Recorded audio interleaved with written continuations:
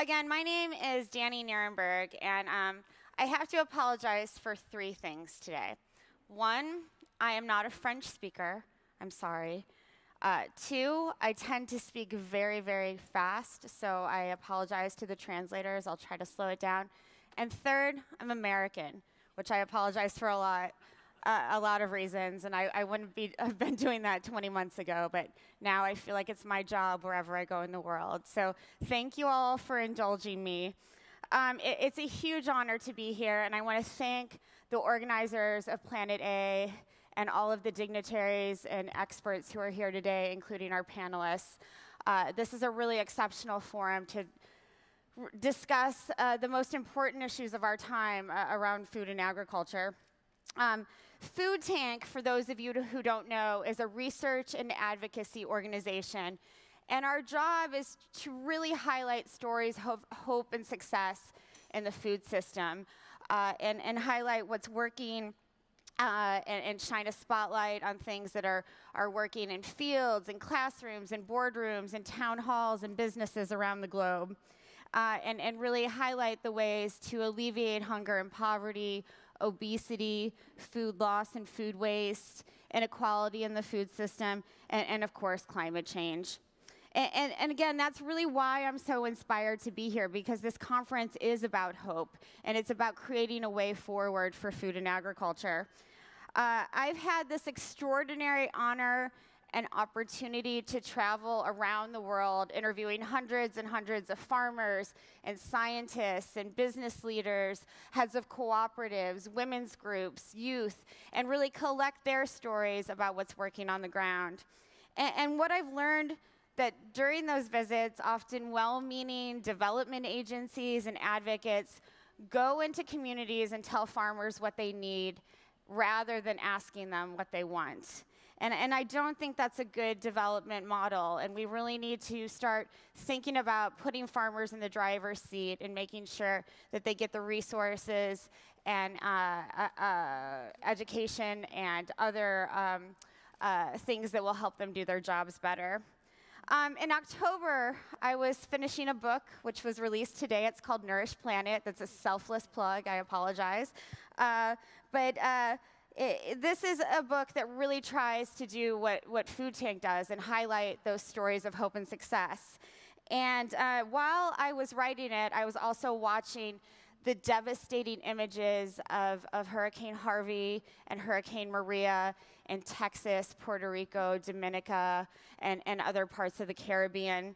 As you know, thousands of residents were displaced in Houston, which is the fourth largest city in the United States, and thousands of people in Puerto Rico continued to be without clean water and sanitation, as well as electricity. And although the current situation for those people is beyond difficult, the real impacts of Hurricanes Harvey and Maria and other hurricanes and natural disasters to come will also be felt for a very long time.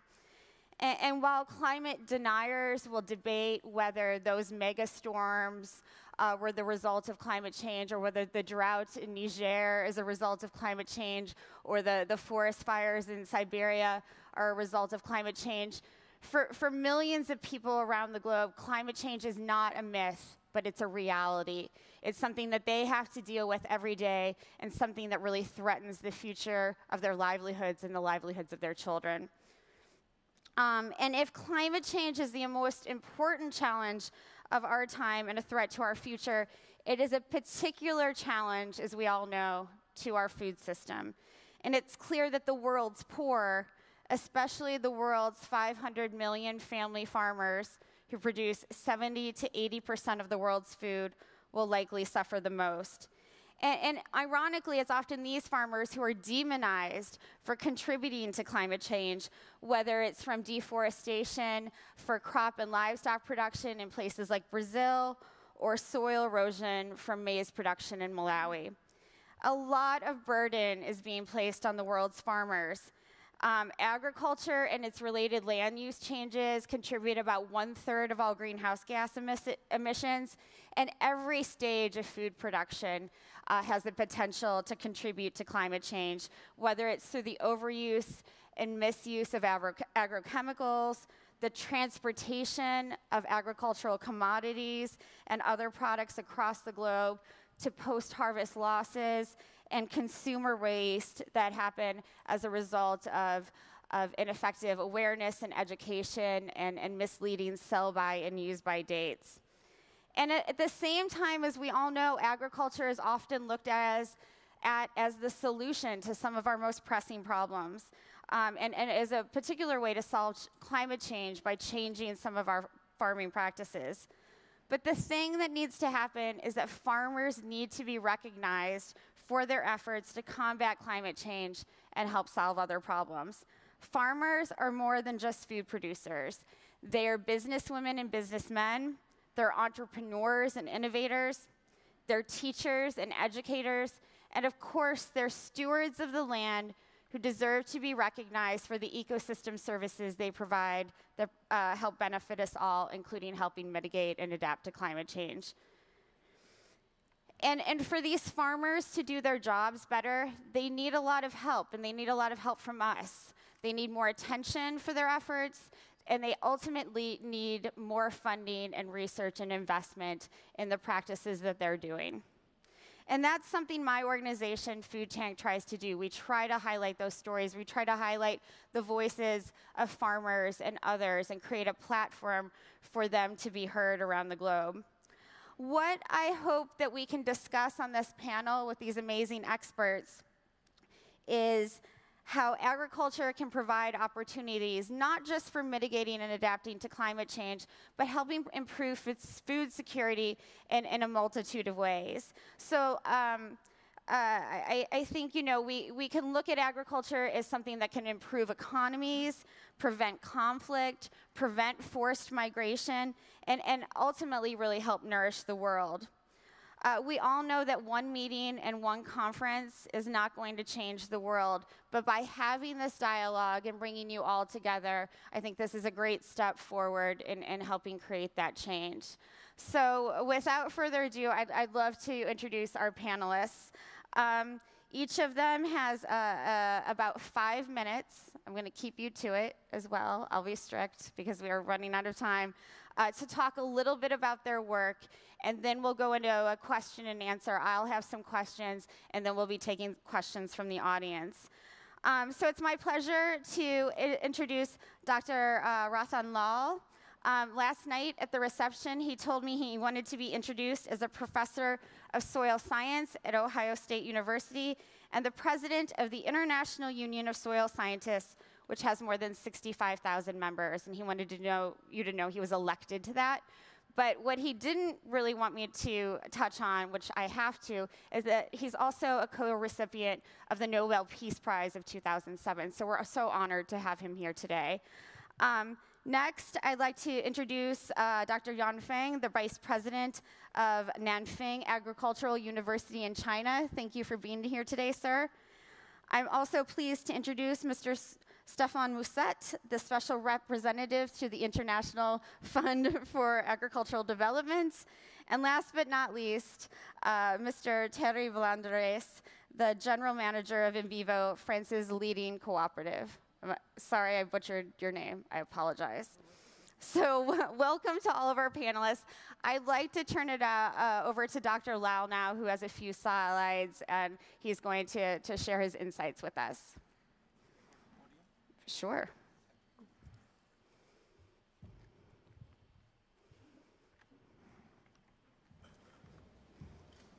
Daniel, thank you for your introduction. I'd like to begin by showing a few slides. And while they are being arranged, I'd like to mention that I'm rather proud of being an agricultural scientist and proud of being a soil scientist. And the reason for that is because I strongly believe the health of soil, plants, animals, people, and environment is one and indivisible. If soil degrades, everything else degrades with it. I also like to mention that agriculture and soil must be the solution to the environment problem, because 49% of the Earth's terrestrial surface is used for agriculture, 77% of agricultural land, 3.9 billion hectares, is used to allocate raising animals, 70% of the global freshwater withdrawal is used for irrigation. 30 to 35% of the greenhouse gases are emitted by agriculture, and yet 1 in 7 is hungry. Yet 2 to 3 in 7 are malnourished. Therefore, agriculture has to be made a solution to the global issues. How do you meet the food demands? I think we produce enough food already to feed 10 billion people. So what should we do? We must reduce waste, which is 30 to 50%. We must increase access to food by addressing poverty, inequality, wars, and political instability. We must improve distribution. We must increase use of pulses, plant-based diet, rather than animal-based diet. We must accept personal responsibility, not taking agriculture and food for granted. We must increase production from existing land. We must restore degraded lands. We must enhance biological nitrogen fixation. And we must convert extra land back to nature for natural nature conservancy through sustainable intensification of agroecosystems. If we manage the land, soil, and trees properly, we have a technical potential of sequestering 330 gigaton of carbon by 2100, which is a drawdown of about 160 parts per million of CO2. I'd like to end by saying that agriculture and soil is the basis, the foundation of a pyramid, the natural resources. This pyramid has 4 sides. Food security is one of them. Climate change adaptation mitigation is another one. Water quality and distribution is another one. And of course, biodiversity is the 4th one.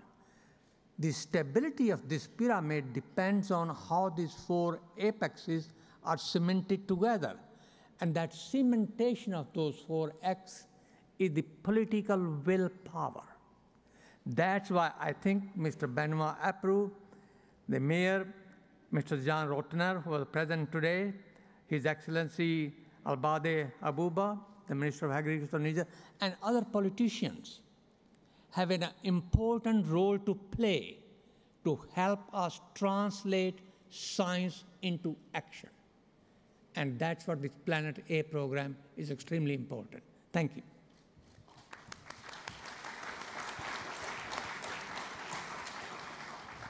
Fantastic. That was 3 minutes and 20 seconds. I'm impressed. Mr. Blandinier, I'd like you to go next since you have to leave soon, I'm aware. Okay. Please, no, please. No, please. Please. Okay. So thank you. You're welcome. Are we speaking French? Sorry. We can. Ok, donc écoutez, moi je suis très heureux d'être là ce matin pour partager une vision mondiale de l'agriculture. C'est vrai qu'on a des défis incroyables à relever collectivement, que l'intérêt général est toujours difficile à promouvoir, donc je vous félicite pour votre engagement et militantisme au niveau mondial pour fédérer les énergies. J'imagine que c'est beaucoup de travail. Félicitations. Ouais. Et puis, je pense que c'est une excellente initiative d'avoir lancé ce projet Planète A. J'ai entendu Benoît Abreu dire qu'il n'y avait pas de plan B. Et je pense que cette Planète A, pour nous en tout cas, c'est la 3e voie que l'on cherche entre une agriculture locale et une agriculture conventionnelle dite productiviste quelque part. Donc, comment trouver cette 3e voie pour démontrer qu'on peut produire plus et mieux demain? Et c'est notre enjeu collectif, c'est un enjeu en France, j'y reviendrai, mais c'est un enjeu mondial. Et on peut saluer effectivement que finalement, il y a une prise de conscience collective au niveau international pour changer l'agriculture, pour la transformer, pour qu'elle prenne en compte les nouvelles demandes de la société, les tendances sociétales, environnementales, et qu'à partir de cette nouvelle plateforme, on pourra démontrer, si on est intelligent ensemble, si on sait promouvoir l'intelligence collective, que finalement, il y a une sortie par le haut pour le revenu des agriculteurs dans le monde. Parce que produire plus et mieux, c'est apporter de la sécurité alimentaire, c'est apporter de la qualité, c'est aussi apporter du plaisir.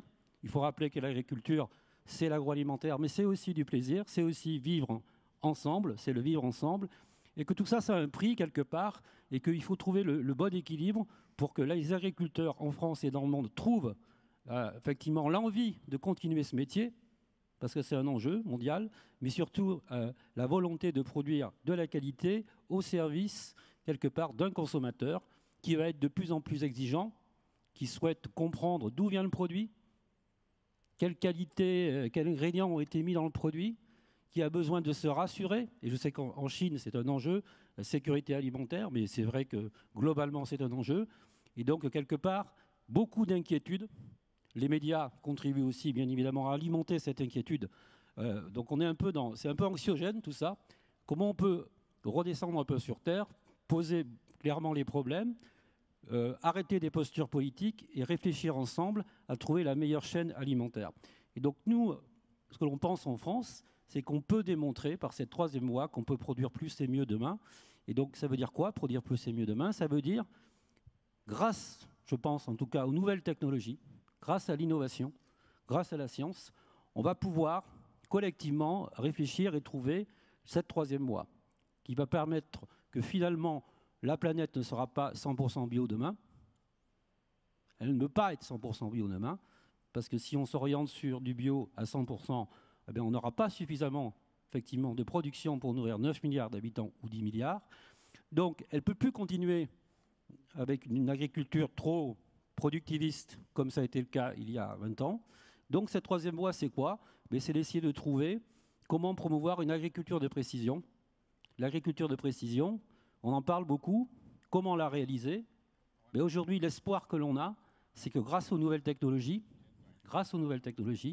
on va pouvoir donner les moyens aux agriculteurs d'organiser mieux leur production pour justement baisser peut-être l'empreinte, on va dire écologique, le traitement par les phytosanitaires, par les engrais, mieux gérer l'eau, pour mieux optimiser le potentiel agronomique de la parcelle, et à partir de là, sécuriser le revenu, tout en baissant quelque part l'utilisation des intrants. Et aussi, sécuriser le revenu, ça veut dire maintenir des rendements élevés pour être en capacité, toujours pareil, de s'adresser au marché mondial. Pour revenir sur l'aspect géopolitique, on a un enjeu en France vraiment formidable à relever, c'est qu'on a la Méditerranée et puis en face on a l'Afrique, monsieur le ministre. Et je crois qu'en France, il faut collectivement on passe un message à la sortie des États généraux de l'alimentation, un message très clair en disant « Regardons le monde tel qu'il est, ne raisonnons pas simplement localement, c'est-à-dire par rapport à la problématique des consommateurs français, regardons le monde tel qu'il est et regardons comment, collectivement, organiser notre agriculture pour exporter. Comment on peut revenir compétitif en céréales, c'est un enjeu. Pour l'équilibre, ça a été dit, géopolitique du bassin méditerranéen, les relations avec l'Algérie, c'est un facteur clé de succès pour les deux pays, à plusieurs niveaux. Bien sûr au niveau alimentation, mais au niveau géopolitique, et avec l'Afrique en général. Et donc, en fait, il faut qu'on arrive à expliquer que quand on produit en France 1 tonne sur 2 de blé qui est exportée, c'est une opportunité, pas un problème. C'est une opportunité pour retisser des liens avec nos clients, pour produire quelque part aussi mieux demain, et ne pas être dans une logique de réduire le potentiel de production de l'agriculture française pour simplement se retourner sur nous-mêmes et développer des solutions de produits bio ou locaux. Donc là-dessus, il faut qu'on arrive à marcher sur ces deux pieds. C'est cette troisième voie que l'on souhaite promouvoir. Je crois que c'est le message du plan A. Donc nous, on s'inscrit pleinement dans cette démarche. Derrière ça, c'est des moyens, vous l'avez dit. Il faut trouver des moyens pour financer cette nouvelle agriculture. Donc j'espère qu'au niveau européen, dans le cadre de la PAC 2020, on pourra trouver les leviers financiers en Europe, quelque part, collectivement, pour répondre à cette attente. Et surtout, derrière tout ça, répondre à cette attente, notamment de l'Afrique, vraiment, c'est comment on peut travailler mieux ensemble. On parle beaucoup, hein, c'est vrai, mais il faut commencer à agir. Donc ça passe par l'exportation, mais ça passe aussi par comment exporter notre savoir-faire agricole dans des pays qui ont besoin aussi de fixer, on l'a bien entendu, monsieur le ministre, la population, lui donner un revenu, et l'agriculture, c'est le levier pour créer de l'emploi, bien sûr, dans ces pays. Donc nous, en France, on a cette responsabilité de vous accompagner dans cette transformation, en tout cas. Voilà ce que je vais vous dire. Je vais faire que j'ai fait 5 minutes. Mais en tout cas, moi, je suis très heureux d'être là, de partager avec vous ce formidable think tank. Et j'espère qu'on aura l'occasion, pendant 5 minutes, de se rencontrer prochainement dans d'autres instances. Merci. Thank you so much. That was great. Dr. Yangfeng, would you like to go next? According to the agenda of this forum, I prepared 10-minute speech. So, but time is limited. Speak So very I fast. speak Chinese. Invite Miss Wang translate in France. OK. 我来自中国的南京农业大学。 Bonjour messieurs, dames, je suis invitée pour traduire le chinois en français parce qu'on est en France. Donc monsieur Ding, il est vice-président de l'université agronomique de Nanjing en Chine. 南京农业大学呢是在中国比较知名的一个农业大学。 L'université agronomique de Nanjing est très connue en Chine. Voilà. 同时呢，在世界上我们也可以被美国的美国新闻和世界报道排为世界排名第9的农业大学。 Il est aussi reconnu dans le monde, notamment aux États-Unis. Il est classé le 9e top agriculture university dans le monde. 大家都知道，中国是一个人口大国，现在呢，我们经济的总量也达到了世界第2位。 Comme vous le savez, la Chine est un pays où on a on est très très nombreux au niveau de population. Et la Chine, au niveau de croissance économique, on est au niveau 2e dans le monde si on calcule le GTP. C'est quoi? 但是农业始终是我们中国的所有的这个工作的重中之重。 Donc c'est pour ça que l'agriculture, c'est le plus important enjeu pour la Chine. 过去5年，我们中国的农业发生了5个方面的这个重要的变化。 Dans les années récentes, on a eu 5 grands changements dans l'agriculture en Chine. 我们的粮食生产水平达到了6000亿公斤的这个产量。 Donc notre production alimentation en Chine, dans les 5 années passées, c'est arrivé à 600 milliards de kilogrammes par an. 使得我们人均的粮食已经达到了世界水平。 Donc la moyenne par personne sont arrivées sur le premier, vraiment au niveau de la mondiale. 第2个方面就是我们的农业生产从粮食之外又增加了鱼和肉的生产，满足了人民的需求。 Le deuxième point, c'est que à part la production alimentation, nous aussi, on avait augmenté la production au niveau de la viande et des poissons. 第3个方面就是我们的农业的机械化水平已经达到了66%。 Le troisième point, c'est que l'évolution, les progrès sont aussi dans l'équipement agricole. 第4个就是我们的农业生产的这个理念有了很大的变化。我们过去5年，农业化肥和农药的使用量没有增长。 Et le point prochain, c'était aussi, on a aussi respecté l'environnement, diminué l'utilisation des pesticides, aussi des engrais. Et ça fait que pendant ces 5 ans passés, on n'a pas augmenté l'utilisation des pesticides et engrais en Chine. 第5个就是农民的收入增长得很快。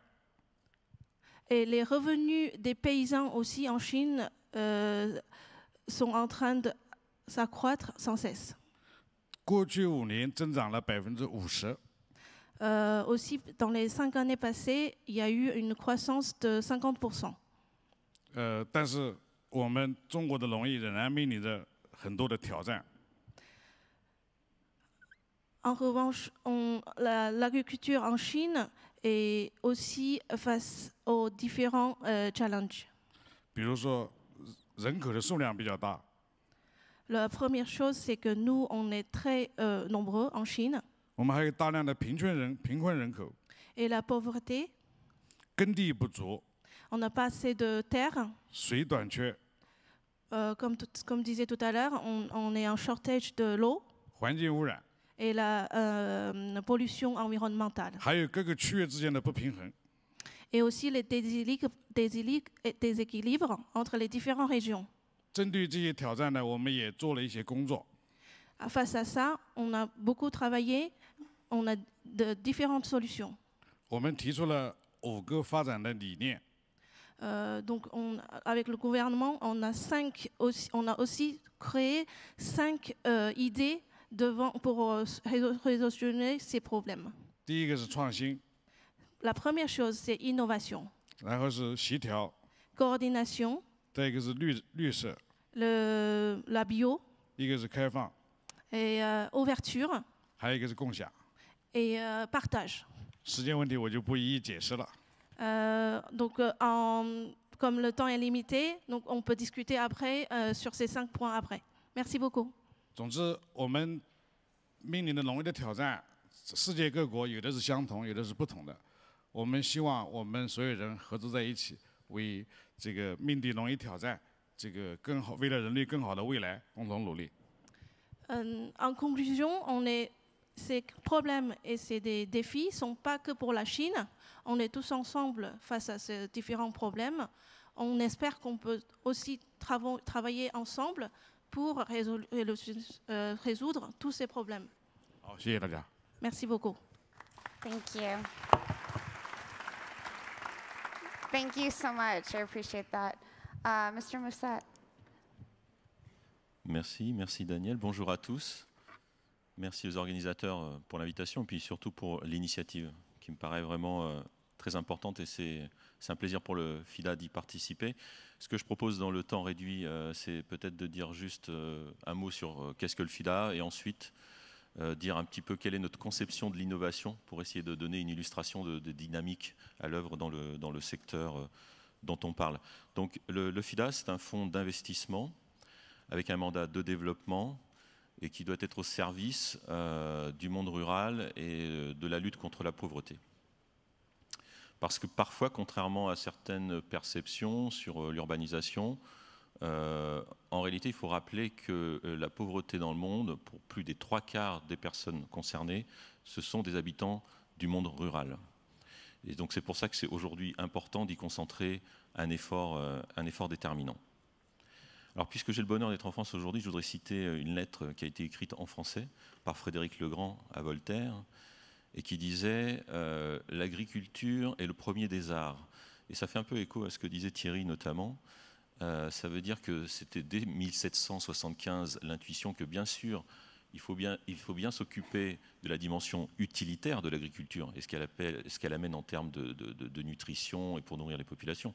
Mais on ne peut pas réduire l'agriculture à sa dimension utilitariste. Ça rejoint aussi ce que Daniel disait dans son introduction sur une approche un peu holistique liée à l'environnement, liée aussi au fait que puisqu'on veut développer des services locaux, il faut donner l'envie à des gens partout où ils sont dans le monde de rester dans leur zone rurale, de pouvoir vivre de ce qu'ils font et de pouvoir aussi accéder à des services modernes dont ils ont la connaissance et pour les inciter à se dire qu'ils sont bien là où ils sont, pour accéder aux services de santé, technologiques et des choses comme ça. Donc c'est un très vaste défi et c'est pour ça qu'au FIDA, notre projet c'est la transformation rurale plus que l'agriculture peut-être au sens parfois un peu étroit de sa compréhension. Donc, ce qui est important aussi quand on parle d'agriculture, pour nous, c'est de parler des agriculteurs.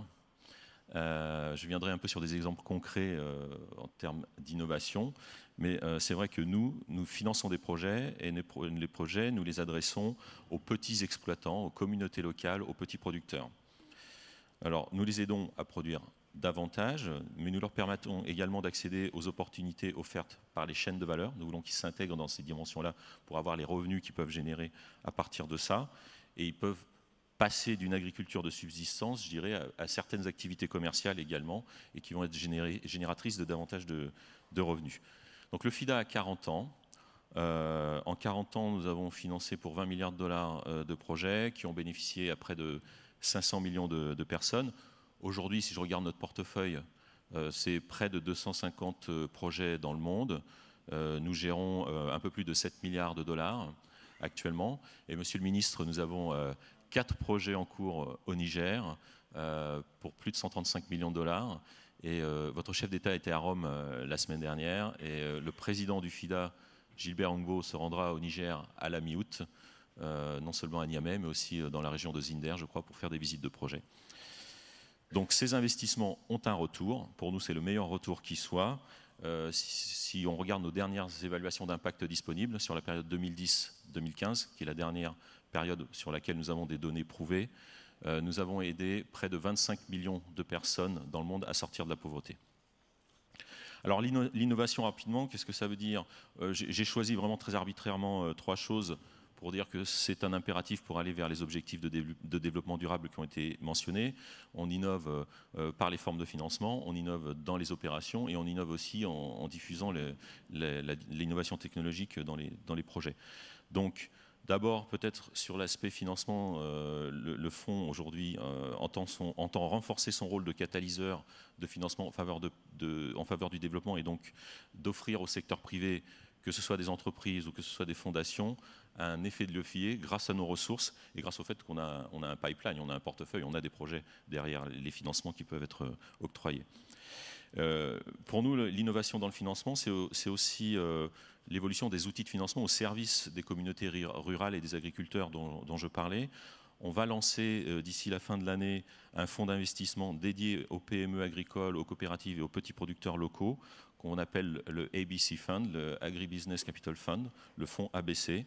Et il va se servir de notre portefeuille dans les différents pays du monde et de notre réseau de partenaires et de clients pour réduire les coûts de transaction, pour adresser la question du risque, parce que tout le monde sait que c'est un secteur extrêmement risqué et coûteux. C'est pour ça qu'on a peu d'intervenants spontanés. Et ce nouveau mécanisme permettra de stimuler les investissements privés localement, tout en privilégiant la création d'emplois dans nos pays d'intervention. Et c'est là qu'on reviendra au sujet que Monsieur le Ministre a évoqué sur la stabilisation des régions aussi dans lesquelles on intervient, avec la création d'emplois et d'environnements favorables aux gens pour qu'ils aient une vie décente. Donc nous apportons des financements sous forme de prêts, sous forme de participation. Je ne veux pas développer davantage ici, mais je voulais mentionner cette initiative du ABC Fund. La deuxième approche dans nos opérations, la deuxième approche de l'innovation, mais cette fois appliquée à nos opérations, le FIDA a inventé ce qu'on appelait les 4 P. Alors tout le monde connaît les partenariats publics-privés, on se trouvait qu'il n'y avait pas assez de P, c'est un peu comme dans Douillette en France, plus il y a de A, meilleur c'est. Donc on a voulu rajouter un 4e P, qui est le P de producteur. Donc on a mis en œuvre dans nos opérations certains projets qui mettent en œuvre un partenariat public-privé producteur.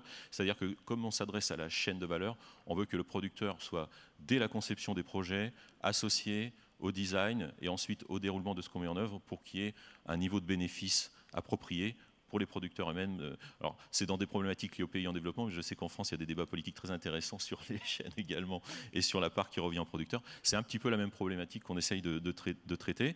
Je voulais juste mentionner un exemple qu'on a mis en œuvre au Sénégal, où on a mis ce concept au service de la production d'une céréale, le mil, et grâce à ça, on a 700 producteurs qui ont bénéficié de l'augmentation qualitative de leur production et qui ont ainsi permis de répondre à nos enjeux. Donc juste un dernier point, parce que je vois que le timing est déjà épuisé, en matière d'innovation technologique au Mali, puisqu'on a un petit focus sur la zone sahélienne quand même, on a validé des solutions technologiques et on a diffusé ce qu'on appelait les biodigesteurs. Donc c'est un système qui transforme la matière organique avec un double avantage, à la fois pour avoir du biogaz pour la cuisine et ce qu'on appelle le digesta pour la fertilisation des champs. Et donc aujourd'hui, on a au Mali 11 000 ménages qui ont déjà bénéficié de ça. Je m'arrête là, mais s'il y avait beaucoup d'exemples intéressants à mentionner, on pourrait y revenir. Thank you. Thank you so much. I really appreciate everyone sticking to time. Before we open it up to questions from the audience, I have a question for all of you. And we heard it earlier this morning from one of the opening speakers, but I haven't heard unless I missed it, any of you talk about women and women farmers. And so just 1 second.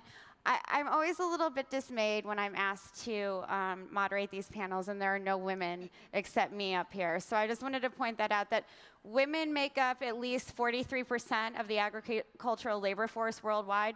In many African countries, they make up 70 to 80% of all farmers. They should be better represented at every conference we go to. Yeah.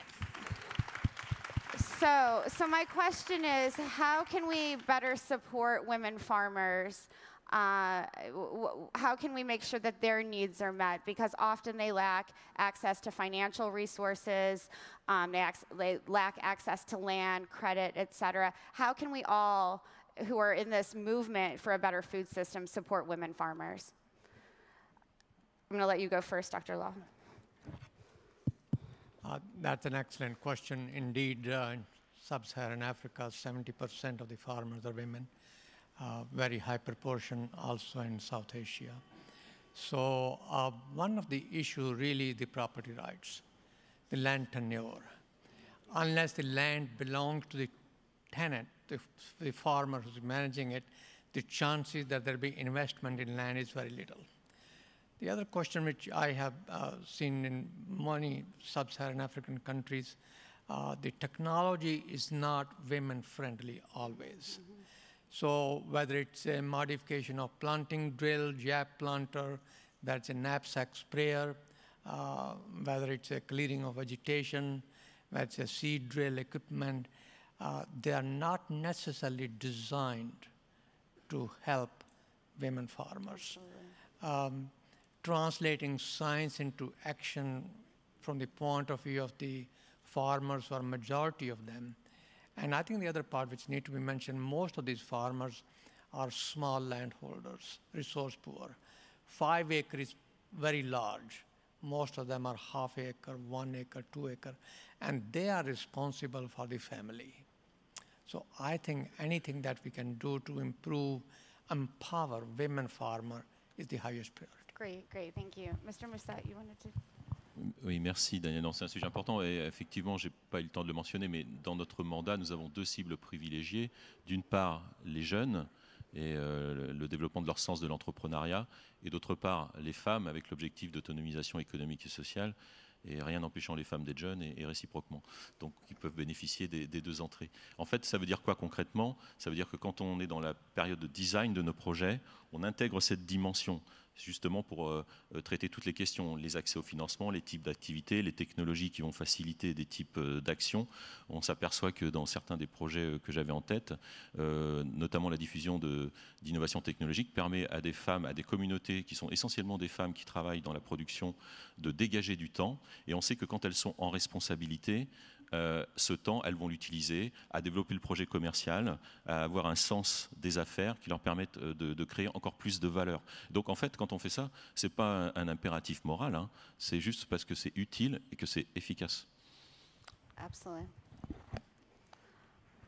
Please.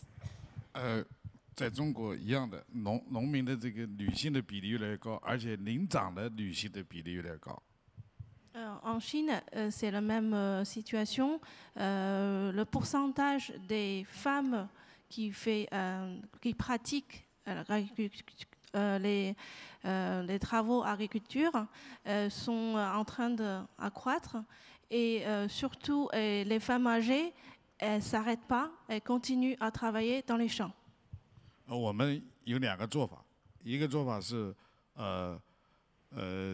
把这个我们大学里面要参与到这个农业这个技术的传播，尤其是像这个女性农民多传播新进的农业技术。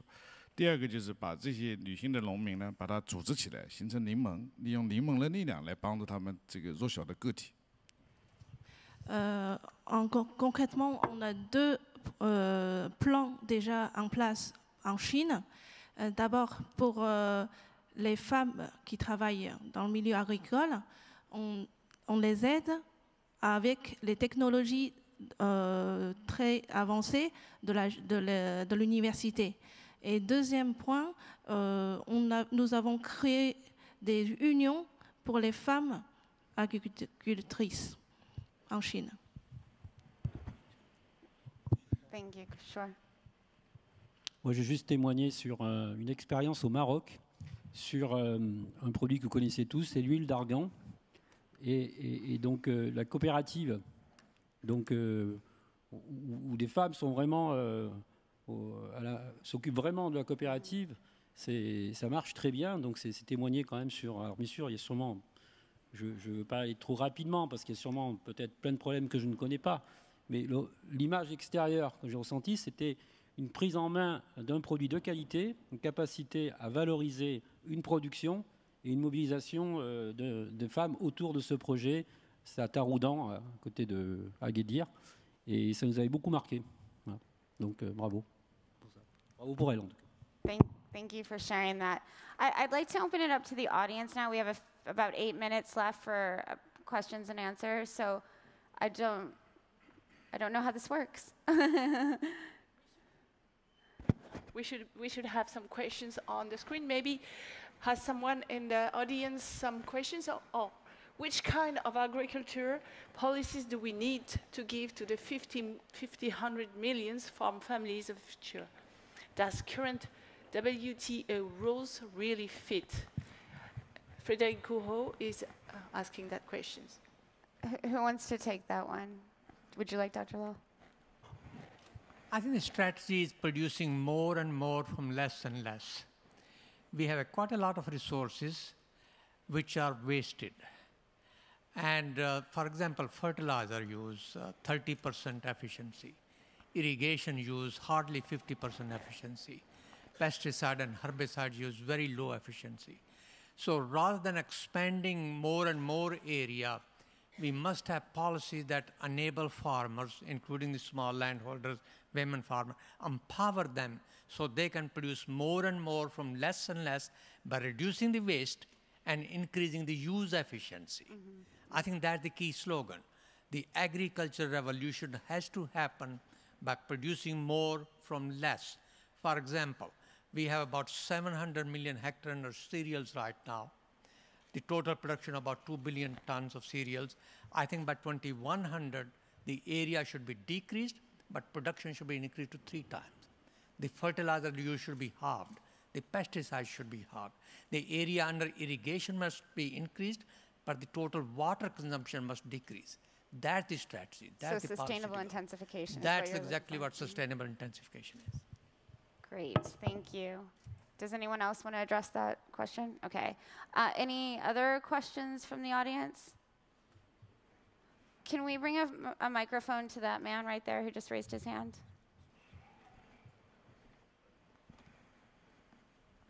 Bonjour. Bonjour. Bonjour, Jérôme Fa, président de la Compagnie Fruitière, une entreprise qui est dans la production agricole, principalement en Afrique, qui emploie 20 000 personnes. J'aurai le temps et la chance de pouvoir vous présenter mon entreprise un petit peu plus tard dans la journée. On a parlé d'accès aux ressources, d'accès à la terre. On n'a pas beaucoup parlé d'accès à l'énergie, et à une énergie qui soit abordable pour des producteurs qui sont de tailles différentes.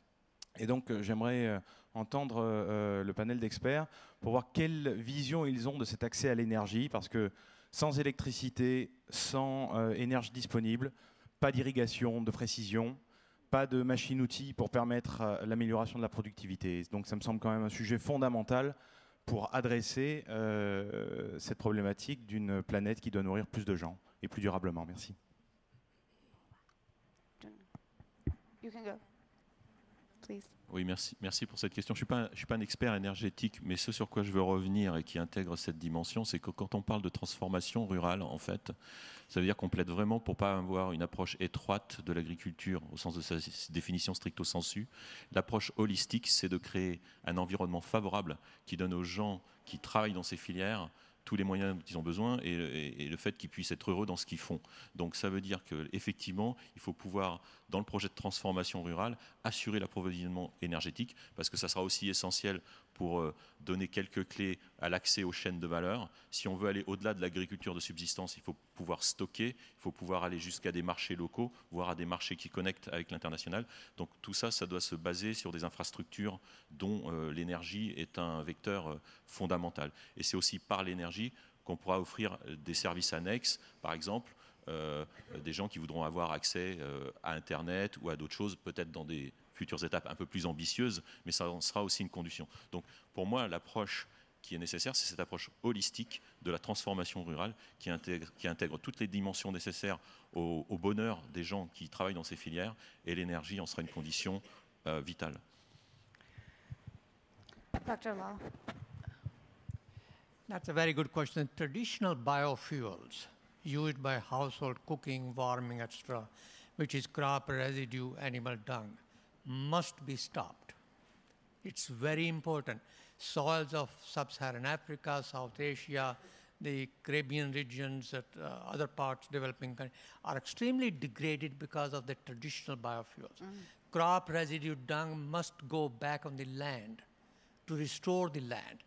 The highest priority from the politician's point of view is providing clean cooking fuel to the household communities in the rural area, especially the women. Imagine a young mother with one baby in the lap, one baby probably expecting, inhaling all those obnoxious gases coming out of that. So it's not only environmental pollution. You heard about Delhi being the polluted city last October, November, December. Beijing is a similar situation. The problem is how to make agriculture solution to water quality, soil quality, air quality by providing clean cooking fuel and heating fuel so that the agricultural waste can go back on the land for restoring soil quality. That's the policy decision that the politician, policymaker have to make. Absolutely, absolutely. Policymakers have to have the will to do some of these things. Any other questions from the audience? Sure. Allô. J'ai une question sur... Bonjour, je suis journaliste à l'agence France Presse. J'ai une question pour tous les membres du panel parce qu'il me semble avoir relevé une petite contradiction dans ce que vous dites.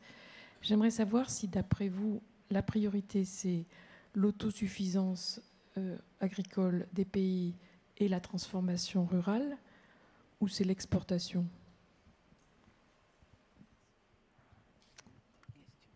Please. Je crois qu'il ne faut pas toujours opposer les solutions, il faut voir comment les articuler ensemble. Donc on s'adresse à un problème complexe aujourd'hui. Voilà. C'est-à-dire, l'agriculture, c'est un temps long. Donc, remettre en place de la production dans certains pays, ça a été dit, sans infrastructure aujourd'hui, c'est pas possible. Donc, comment tout ça on l'organise dans le temps, c'est vraiment une vision long terme. Voilà. Mais il faut vraiment le programmer. Peut-être pour la prochaine génération. En attendant, il faut nourrir les habitants de ces pays, et donc il faut se mettre en capacité d'exporter des produits de qualité. Je dis des produits de qualité, hein, avec la même exigence que la qualité qu'on peut vendre en France ou en Europe. Il ne s'agit pas de vendre ce qu'on ne sait pas vendre en France. Donc il faut que l'export devienne central en termes de stratégie, en tout cas je parle de la France, pour monter en qualité et vendre, commercer la meilleure qualité au meilleur prix pour adresser ces marchés. Et ça participera à la stabilité, bien sûr, on va dire court terme et moyen terme, voilà, des relations notamment avec l'Afrique. Voilà. Et puis en même temps, puisque en même temps, c'est, voilà, vous comprenez complètement ce que ça veut dire aujourd'hui, en même temps, il faut aujourd'hui, sur le long terme, investir et avoir une vision structurante des filières en fonction des pays et du potentiel agronomique de chaque pays.